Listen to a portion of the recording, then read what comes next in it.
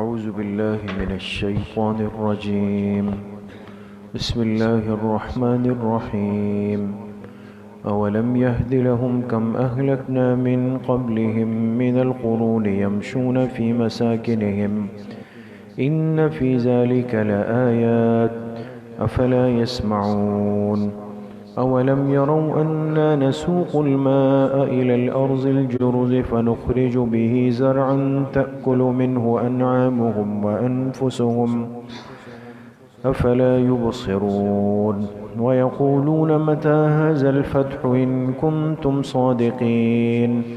قل يوم الفتح لا ينفع الذين كفروا إيمانهم ولا هم ينظرون. فأعرض عنهم وانتظر إنهم منتظرون. صدق اللہ العظیم.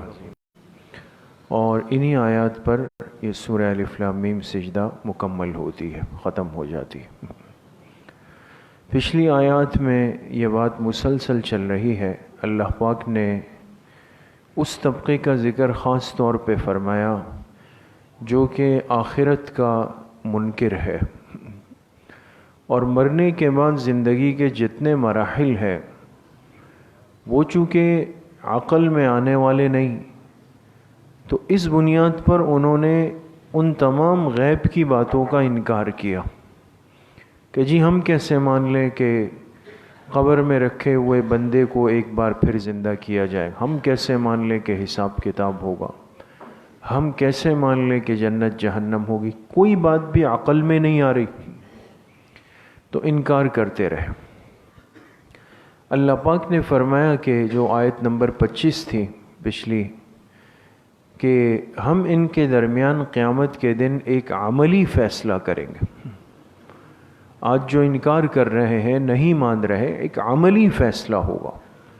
عملی فیصلہ اس کو کہتے ہیں کہ ایک چیز ہوتی ہے جو زبان سے سنا دی جائے.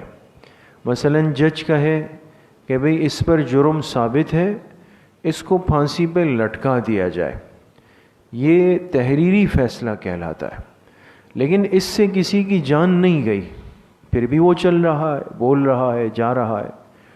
لیکن جو تاریخ وقت طے ہوگا اس دن لے جا کے اس کے گلے میں پھندا ڈال کے جب لٹکا دیا جائے گا تو کہا جائے گا کہ جج کے اس تحریری فیصلے پر آج عملی فیصلہ ہو گیا. تو دنیا میں تو قرآن کریم یہ فیصلہ سنا رہا ہے، لیکن قیامت کا دن یہ مجرموں کے لیے عملی فیصلے کا دن ہوگا کہ ان کو اللہ پاک فرشتوں سے فرمائیں گے کہ اٹھا کے جہنم میں ڈال دو، مومنین کو لے جا کے جنت میں داخل کر دو، کہ آج کا یہ عملی فیصلہ ان کو فرق سمجھا دے. بات اتنی صاف ہو گئی. اب جو آج کی آیات ہے اس میں اللہ پاک نے ان دو باتوں کا جواب دیا ہے جو عام طور پر ان منکرین کے ذہنوں میں پیدا ہوتا تھا. ایک بات تو یہ تھی کہ یہ دعویٰ تم کیسے کر سکتے ہو کہ شرک کرنے والے اللہ کو ناپسند ہیں؟ تم نے کیسے یہ دعویٰ کیا؟ ہم اس کو نہیں مانتے. دوسری بات یہ ہے کہ تم کیسے یہ کہہ سکتے ہو کہ مرنے کے بعد ایک زندگی ہے؟ ممکن ہے نہ ہو. تم اتنی بڑی بات پر یقین کر کے اتنا بڑا دعویٰ کر رہے ہو. یہ دو دوستوں ذہنی اعتراض کہلاتے ہیں، عقلی اعتراض، کہ شرک کرنے والا اللہ کو ناپسند ہے. ہم سب یہ کہتے ہیں شرک کرنے والا اللہ کو مبغوض ہے، لیکن تمہارے پاس اس کی کیا دلیل ہے؟ شاید وہ پسند ہو.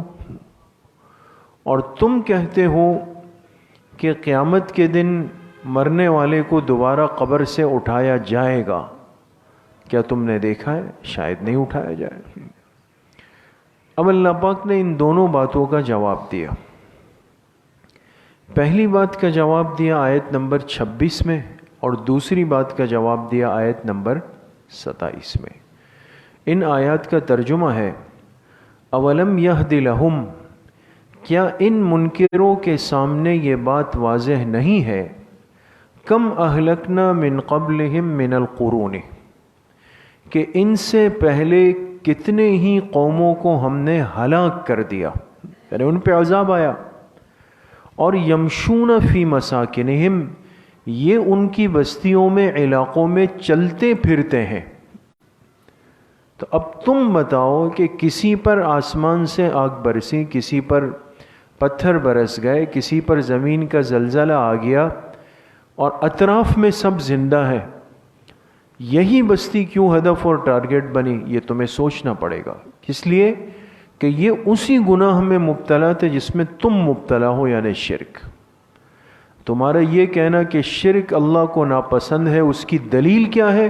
اس کی دلیل یہ تباہ ہونے والی بستیاں ہیں، جا کے اپنی آنکھوں سے دیکھ لو. ان فی ذالک لآیات، بے شک ان علاقوں میں عبرت کی باتیں ہیں. افلا یسمعون، بشرطے کہ ان کے پاس سننے والے کان ہو، سن رہے ہو بات کو غور سے. اولم یروا انا نسوق الماء، یہ اب دوسرے شبے کا جواب بھی ہے. یہ دیکھتے نہیں کہ ہم پانی کو چلاتے ہیں زمین کی طرف. یہاں ایک لفظ پہ دوستو غور کیجئے گا. اللہ پاک نے فرمایا نسوق، ساق یسوق کے معنی آتے ہیں کسی چیز کو چلا کے لے جانا.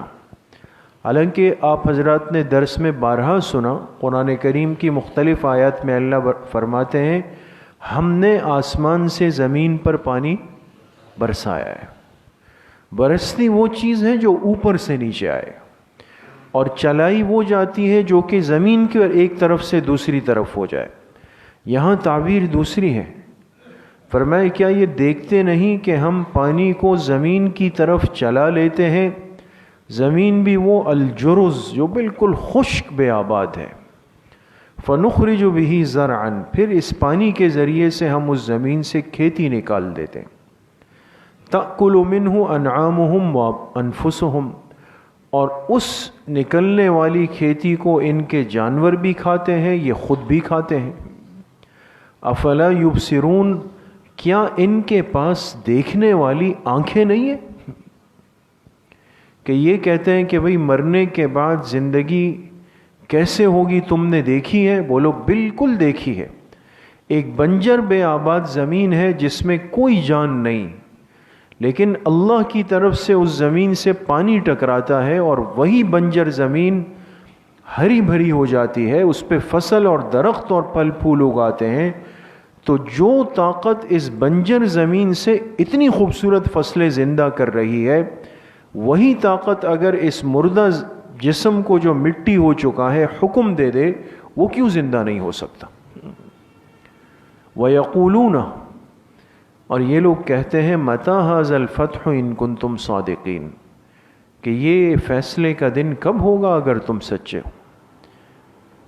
کہ چلو بھئی مان لیا قیامت ہے، آئے گی، حساب کتاب ہوگا، لیکن بھئی ہر چیز کا ایک ٹائم ٹیبل تو ہوتا ہے، ٹائم فریم ہوتا ہے. تو کوئی تاریخ، کوئی صدی، کوئی سال کب آئے گی اگر تم سچے ہو؟ قُلْ يَوْمَ الْفَتْحِ. اب دیکھیں اس سوال کا چونکہ ان کے پاس کوئی مقصد نہیں تھا. ایک سوال ہوتا ہے کسی بات کو سمجھنے کے لیے، اور ایک سوال ہوتا ہے وقت گزاری کے لیے، ٹائم پاسنگ جس کو کہتے ہیں. یہ تو ٹائم پاسنگ کر رہے تھے. تو اس سوال کا اللہ پاک نے تحقیقی جواب ارشاد نہیں فرمایا، الزامی جواب دیا اور فرمایا قل، اے میرے حبیب صلی اللہ علیہ وسلم آپ ان سے کہہ دیجئے کہ اس فیصلے کے دن کے وقت کی بات چھوڑ دو کہ وہ کب ہوگی اور کس سال اور کس مہینے میں ہوگی، لیکن اتنا سن لو کہ جو فیصلے کا دن آ رہا ہے لا ينفع الذین کفروا ایمانہم ولا هم ینظرون. جب وہ دن آئے گا تو اس دن ان نہ ماننے والوں کا نہ ایمان لانا ان کو نفع دے سکے گا، نہ اس دن ان کو مہلت دے دی جائے گی. تم اپنے خسارے کو چھوڑو، ٹائم ٹیبل چھوڑو کہ تاریخ کون سی ہے اور مہینہ اور سال کون سا ہے، اس پکڑ اور مصیبت کی طرف اپنی فکر پیدا کر لو. پھر کیا ہوگا؟ فَأَعْرِضْ عَنْهُمْ. اب آخری آیت ہے. فرمائے میرے حبیب صلی اللہ علیہ وسلم آپ ان سے اعراض کر لیں. جب انسان بالکل آخری حد تک کسی پر محنت کریں اور اندازہ ہو جائے کہ یہ بالکل پتھر دل ہو چکا ہے تو فرمائے ان سے اعراض کر لیں، وانتظر، انتظار فرمائیے، انہم منتظرون، بے شک یہ بھی انتظار کر رہے ہیں۔ آپ اللہ کے فیصلے کا انتظار کریں، یہ اللہ کی پکڑ کا انتظار کر رہے ہیں۔ تو یہ سورہ الف لام میم سجدہ یہاں پر مکمل ہو جاتی ہے دوستو۔ آیات بالکل واضح ہے، جیسے میں نے آپ حضرات کے سامنے ذکر کیا۔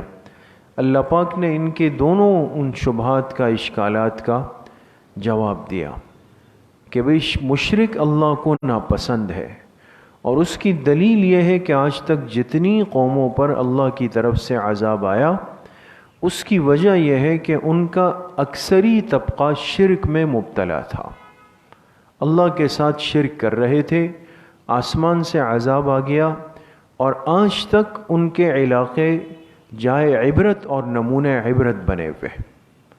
اور اس میں شک نہیں ہے دوستو، آج دنیا کہاں سے کہاں چلی گئی نا، لیکن اس کے باوجود آپ حیران ہوں گے کہ قوم صالح کے اور قوم سمود کے، سمود تو حضرت صالح علیہ السلام کی قوم ہے، اور اسی طریقے سے قوم لوط کے، قوم عاد کے، ان کے کھنڈرات اور ان کے علاقے، ان کی زمینیں آج بھی موجود ہیں، وہ آج بھی موجود ہیں، اور وہ ایک عبرت کا سبق انسانیت کو دے رہی ہے۔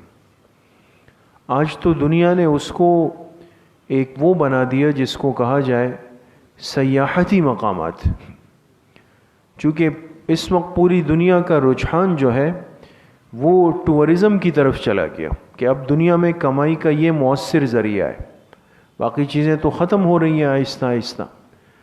تو وہ چیزیں، وہ مقامات جس کو آج تک دنیا نے چھپا کر رکھا کہ بھئی چلیں اس پر ہم، وہ اب کھولی جا رہی ہے، یہاں تک کہ ہمارے عرب ممالک جو ان معاملات میں بڑے سخت مزاج کے تھے، انہوں نے بھی جو ہے ان جگہوں کو کھول دیا ہے، اور مدینہ منورہ سے 4-5 گھنٹے کی مسافت پہ مدائن صالح کا بہت بڑا علاقہ ہے، اب وہ چند سالوں سے کھول دیا گیا۔ لوگ جاتے ہیں، اس جگہ کو دیکھتے ہیں، عبرت کی جگہ ہے یہاں جیسے لوگ بتاتے ہیں، لیکن سننے میں یہ آیا ہے کہ اس کو ایک سیاحتی مقام بنایا جا رہا ہے، وہاں جانے والے سے $50 یا $60 فیس لی جاتی ہے کہ بھئی آپ جائیں اور اس کو دیکھیں، ایک سب چیزیں۔ تو وہ تو کمائی ہے۔ بہرحال ہمارا مقصد یہ ہے کہ دیکھیں یہ چیزیں جو آج تک کائنات میں زندہ ہے، شاید اس میں بھی اللہ پاک کی طرف سے ایک حکمت یہ ہے کہ رہتی دنیا تک یہ چیزیں آنکھوں کے لیے عبرت بن جائے، انسان اس سے عبرت حاصل کرتا رہے۔ تو آج تک وہ چیزیں موجود ہیں۔ اور پھر یہ اعتراض کہ بھئی مرنے کے بعد کی زندگی کیسے ہوگی، یہ کیسے ممکن ہے، تو یہ تو ہمارا مشاہدہ ہے کہ بارش کی بوند زمین پہ پڑتی ہے، اور وہ زمین جو ہے اب سبزہ اگاتی ہے، فصلیں اگتی ہے، آج دنیا اس سے فائدہ اٹھاتی ہے، اور دنیا کا کتنا بڑا نظام جو ہے وہ زمینوں کے ساتھ، کھیتی باڑی کے ساتھ وہ جڑا ہوا ہے۔ تو زمین میں یہ فصلیں، یہ تو بارش کی، پانی کی مرہون منت ہے۔ اگر یہ بارش زمین پہ نہ برسے یا حد سے زیادہ ہو جائے تو دونوں صورتیں مصیبت کی۔ جیسے ہمارے ملک میں سیلاب آئے، ایک ساتھی نوجوان میرے پاس آئے، کام سندھ میں ہوتے ہیں زمینوں پر، اس سال بہت زیادہ پریشانی ہو گئی ہے، اس لیے کہ پانی حد سے زیادہ آ گیا نا، جو زمین کی ضرورت نہیں تھی، اللہ پاک کا نظام ہے، وہ سیلابی پانی آ گیا، کھڑا ہو گیا، تو اس سال کی فصلیں بالکل نہیں ہوئی، ختم ہو گئی۔ وہ پریشانی ہے۔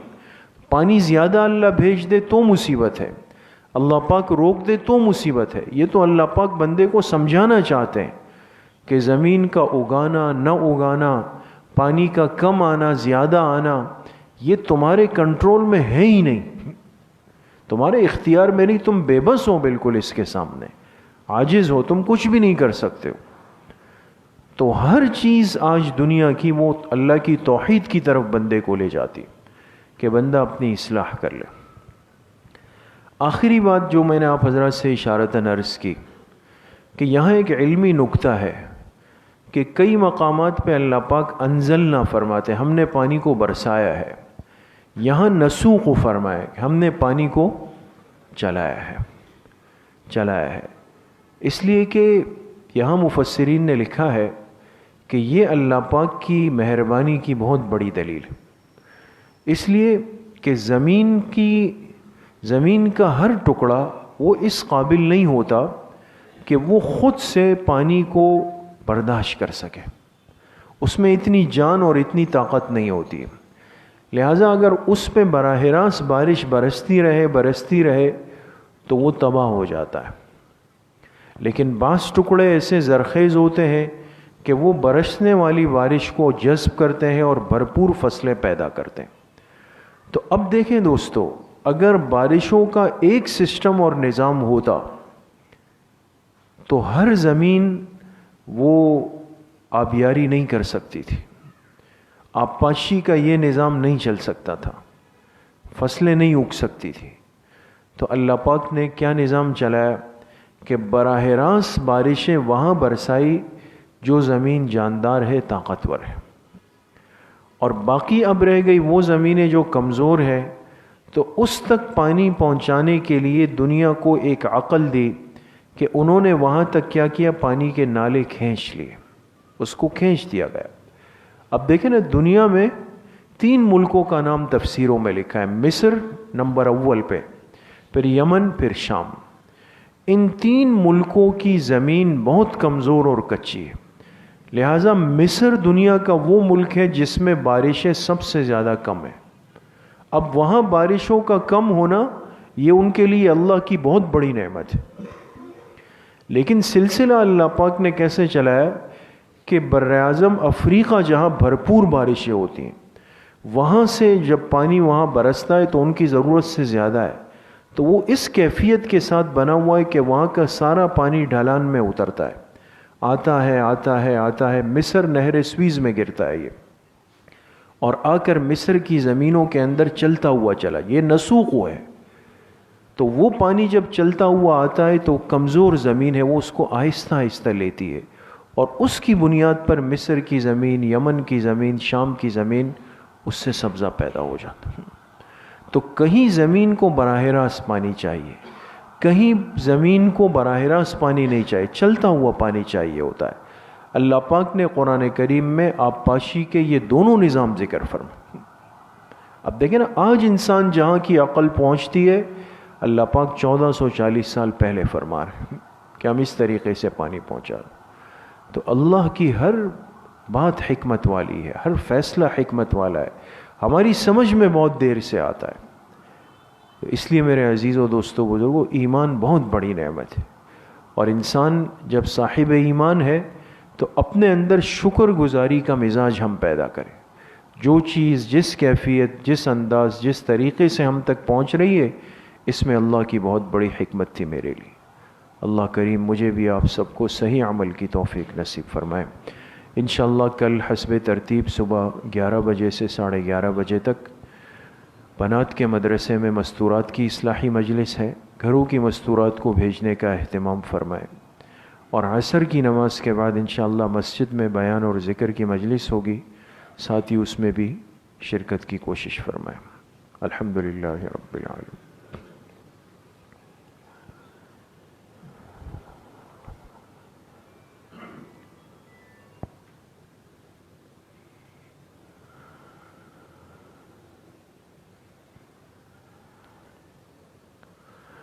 وصلی اللہ وسلم علی نبینا محمد وآلہ واصحابہ اجمعین برحمتک یا